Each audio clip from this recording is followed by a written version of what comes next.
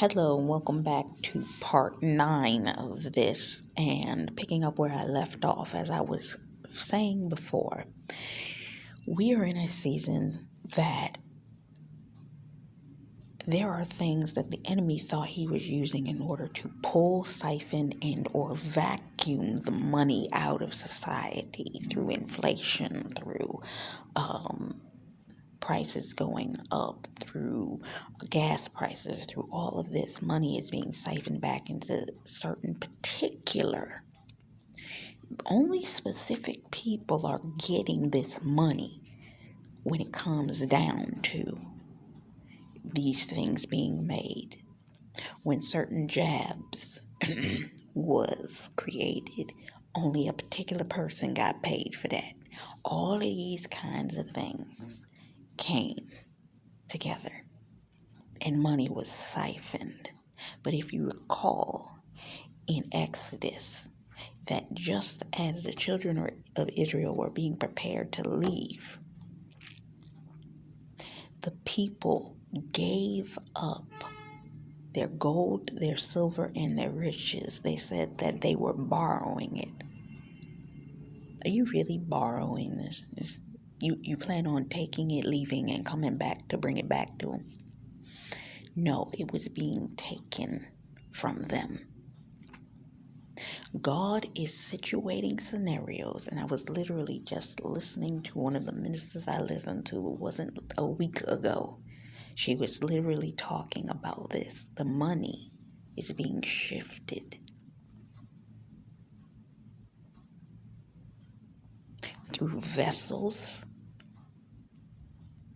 through potentially even gold, through silver, through jewelry, through commodities that are financially lucrative, through investments, holdings, CDs, banking system savings, and financial transfers, trades, money shifting to the currency of this currency to that currency. There is a transfer of wealth that is begun.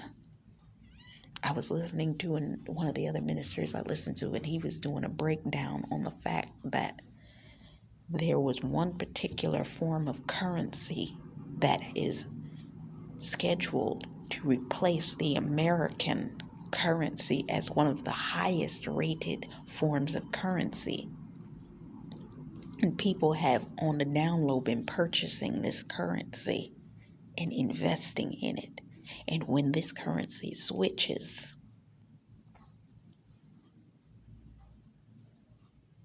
hello.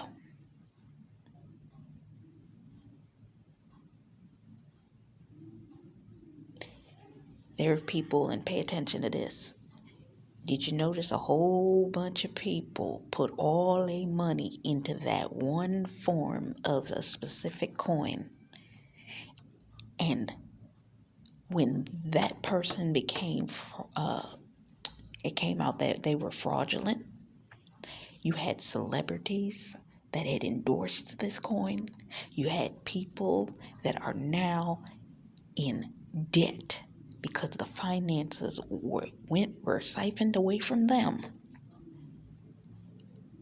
into this person, and this person is going to federal prison now. If you think that I don't know what I'm talking about, at no moment is God not in control. Let me repeat that. What did I say in the previous video? At no moment is God not in control. Just like that money was siphoned away from all them celebrities. All those people, everybody invested all their money. Just like when the children, pay attention, that's what those alarms mean. When the children of Israel came and borrowed the gold, the jewels, the vessels. I've been seeing tons of gold commercials. Oh, invest your gold, invest your money. Pay close attention. God knows exactly what he's doing. God will take from those in high position and give to his children. He will pull down one and raise up another. He will switch things right in front of their faces. So moving on to this next phase. So the cop is in the safe and he's like, well, how in the world were they able to get the Frenchman's information to know which bank he went to? The magician debunker walked right straight up to him and he said, he read the bank card's name.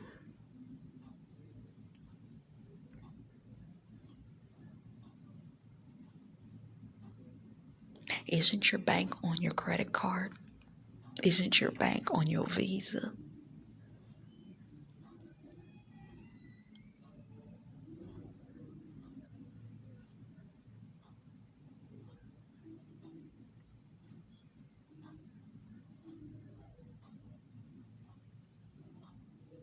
Okay, so the other thing I did not address in the previous video is they were trying to figure out, well, how did the Frenchman get to Vegas in the first place if they targeted him? It's like, well, he was in France. They went all the way to France.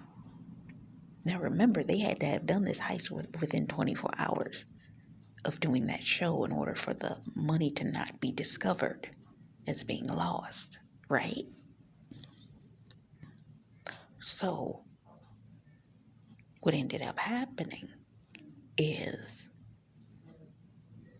they went to France on the day that they were going to rob the bank.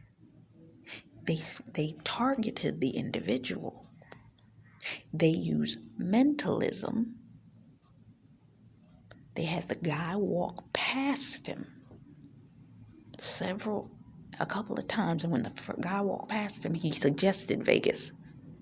Then the next person walked up and threw a coin that was identical to a poker chip from a Vegas gambling table. And lastly, a woman walks past him and she takes the measurements to his head when she bumps into him, so that that helmet was custom designed to fit his head. See, the fact of the matter is, most people don't want to believe that there is a level of intricacy that God works in. Most people don't want to believe that there's a level of intricacy that the government works in. That there are people, there are players, there are people in different levels, sectors, industries, and denominations that have been placed there. Some are by the enemy, some are by God. God will use them, the enemy will use them. There's so many different things that I could speak on with that. And I could even give you a ministry that fully gives you the understanding of how biblically it came down lineage-wise through generations.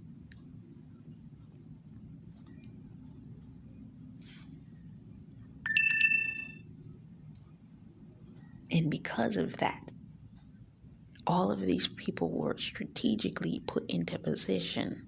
Families were put into position. Denomination, finances, funding, banking systems, all of these things. All of these things at appropriate points in time, all to lead to, and I'm going to get to that. It's something I'm going to say in a little bit that's going to explain a little bit of that. But everything was pre-orchestrated. You know how God sends you signs. Now, the enemy can trick your signs too. Don't always become heavily dependent on the signs, okay? But at the exact same time, there's a level of wisdom that the Lord will give through signs, miracles, and wonders. In appropriate season, his children who are in tune and in ordinance and spiritually in alignment with him, they will be able to see these signs. That just like something was spiritually suggested to this man about going to Vegas, God will tell you where you're supposed to go. He will repeat to you where you're supposed to be. God will give you the understanding of what you're supposed to do in that season by repetitively giving you the information. Write this down, write this down, write this down. You see that keeps coming up. You're asking for confirmation for this. There it is. God does that. The enemy does that with his people too. But they sit up there and they call it angel numbers. They sit up there and call it chakra tapping and this, that, and the other. But God's people, they use the Strong's Concordance instead of angel numbers. God's people pray to God, and he gives them wisdom at the appropriate times and in the appropriate seasons. There are prophets of Baal, which are the enemy's people that are operating in this season publicly. But God's about to take his children, and there's about to be a showdown. Tiffany Montgomery released a word talking about the showdown that is about to occur, where God's prophets and Baal's prophets are going to come into the same space. If your God be God, then choose him. But if our God, God, the number one, almighty, El Shaddai, God himself is God, all the false prophets will fall. Remember, the warning was already previously given. God is orchestrating, just like this man was orchestrated to be in the right place at the right time. You are being moved, positioned, located, and relocated at the appropriate position, particular points, and at the right timing. For God's will, God's desire, and God's way to be fulfilled at the time frame in which he desires for it to come to pass. It will happen exactly as he said, when he desires it to. Recall what I just stated in the previous video. And that was the edict from the movie. And this guy is explaining it to them. The fact of the matter is, God will take what you have from the enemy and literally explain it to your face how he took it from you. You remember in Charlie's Angels, when Drew Barrymore's character would tell, she said, and I've seen it happen in multiple movies, even Dom in The Fast and the Furious did the same thing. Was it Dom or was it The Rock? I forget. But the fight was about to take place, right?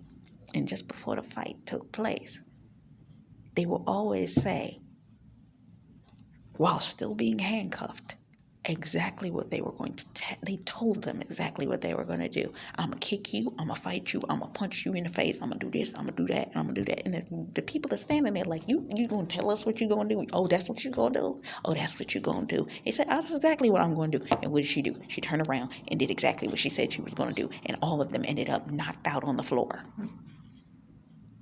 God is doing that to his enemies. He's going to literally, just like this magician debunker told them exactly what was happening. God is telling the enemy exactly what's about to go down, because there is absolutely no way he can stop it. At the end, he's going to be sitting there confused, scratching his head, trying to figure out, how did the work? We told you it was going to happen. God told you it was going to happen. But you did not pay attention, and you did not listen. Because you cannot stop a plan of God. Because God is the one that's in control. You can try to stop the people, but if you know who they are, which you won't. Because these people are operating unknowingly.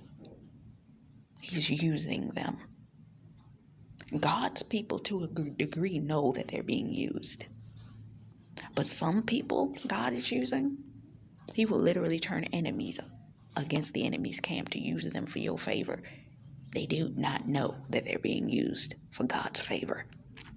You don't know who they are until God activates them. Because He will turn a person's heart in the season that He needs to use them towards you, and He will turn them away in the season that they're done. And what did I say in the previous video? Not at any point will they be in more control than God. Never. Because God is going to be in control of that. God Himself is going to be in control of that. God Himself is going to be in control of that.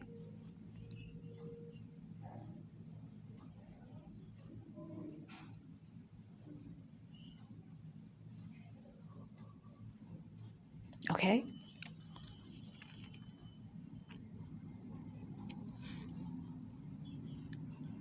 So I went over that.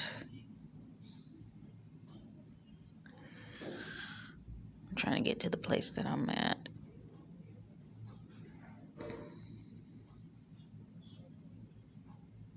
So now they head to New York, which is in a district that kind of similarly looks like New Orleans. Ignore me. I had a moment. I remember something. So the old man Tesla is the man's name. I forget what his first name was. I think it's Andy or Andrew. Had Tesla travels on a plane, and he's simultaneously simulcasting to, was it the Tonight Show? I forget what show he was supposed to be on. To New Orleans. Not New Orleans. New York. New York. I think they're in New York. They're going to New York, but they're in transit. While they're in transit, the team is with him because they're traveling all on the same plane. God will have your enemies traveling with you to befriend you, only to betray you. Look at how God works. Very people, they got close to this man. And they were sitting up there talking, and they were having a little conversation amongst each other. And he's like, what you talking about? And that's how God will do. He knows that the enemy will be intrigued into understanding what y'all talking about. For those of you that are constantly, consistently bothered because of the fact that you're so anointed that the enemy keeps sending monitoring spirits, chakra tapping people, all of these people that keep trying to get information from you because they cannot stop. Don't care not to stop. Trying to get and gain and think that they know something ahead of the Lord. This guy reaches out and he's like, I wanna be a part of it. What you doing? It's pretty much what he said. And they said, well, we were just talking to each other, right? And he's like, so they made it a part of conversation. It's like most people, they will have they ended up in a conversation talking about family, and it's one of those situations. So what's your this? And they were like, oh, I used to have this kind of dog and that kind of dog, and they were like, come on, do it with me. And he was like, okay, so let's assume your story. So the mentalist is there. It says, I'm gonna assume your story is, and he's doing his mentalism thing. He knew he was wrong. He knew he was wrong when he did it because he knew he needed to get some information from him is what he was doing. He said, you had a this, you had a that, and you had a this. And he was like, no, I had this, this, and this. These were three important pieces of information that they needed. He didn't know that, and you knew it because when just before the scene ended, you saw the guy sit down and he had this awestruck look on his face like, oh my God, we got that information that easy. That's the kind of expression. Sometimes when God is positioning you, he will give you a level of instructions that if you follow his instructions directly to the T, to the way in which he showed you that the instruction needed to be handled, you will come to find that the very thing that you were seeking to happen, the exact thing that you were seeking to transpire, will happen, and you'll be shocked. It's like, oh my God, that worked. How many times, raise your hands, as a child of God, has God given you an instruction and you were like, there ain't no way that's going to work. There ain't no way that that person is that simple. There ain't no way that person is going to easily give me that information, and they do. God will turn a man's heart towards you, and God will turn a man's heart against you. This man gave them the information they needed in order to be able to do the next thing that they needed to do that night. So, and I'm about to go into this next phase. They needed the mother's maiden name, favorite dog growing up, and these are common security passwords. God will get this information, whatever information that he needs to get in order to make sure that this transfer of wealth takes place. And he will do it in such a stupidly simple way the enemy won't even pick up on it. High-powered, highfalutin people won't pick up on it. And they'll give the information exactly to the people that need it, to God's people. So the transfer can take place through the hands that the Lord has positioned.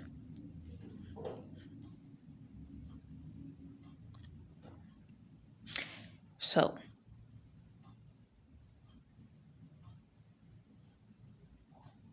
they end up arriving.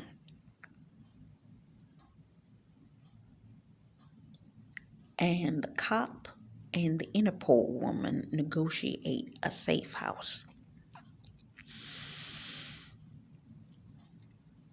Sometimes the authorities will be able to position themselves believing that they are tracking the scenario, okay, to the way in which they believe that it should go. At the point of this arrival, the woman of the Interpol, she's sitting there reading a book, and she's talking about this magician who did this trick. His name was Lionel Shrike, okay? And she was talking about the fact that the trick was Lionel Shrike was standing in front of a tree. He tells a gardener that he's going to have his card, and he goes through and he flips through it. And the guy said, is this your card? He's like, no. Is this your card? No. Is this your card?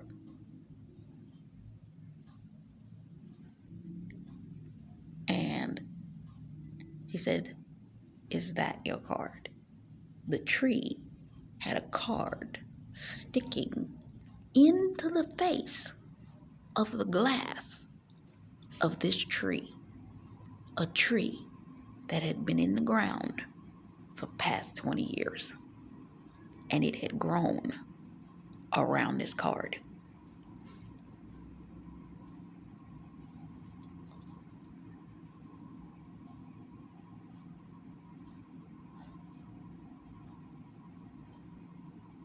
how did he do it? And that's what they were talking about. And the guy, the other cop, was like, I don't even care. This is one of those situations.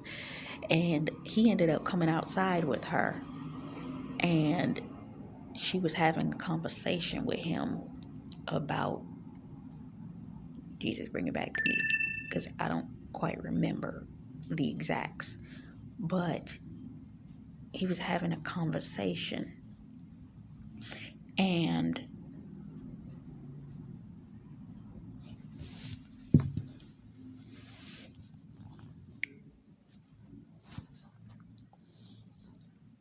but they were talking about, they started talking about the locks. If you recall, back in Paris years ago, they cut this fence down, but there was a bunch of locks that were locked on a fence. Everyone would go to this location because they believed in the premise of love, so they would lock this lock on this fence and then throw the key into the water below. And the guy was like, why? It's one of those, because they believed, is what she was trying to say. This woman operated in a essence just like we as children of God do, that we live in a level of, we don't follow the path of logic because we understand that in order for God's Spirit to operate the way that it needs to, that we have to be able to follow paths and leadings that may not always look straight-laced and uniformed.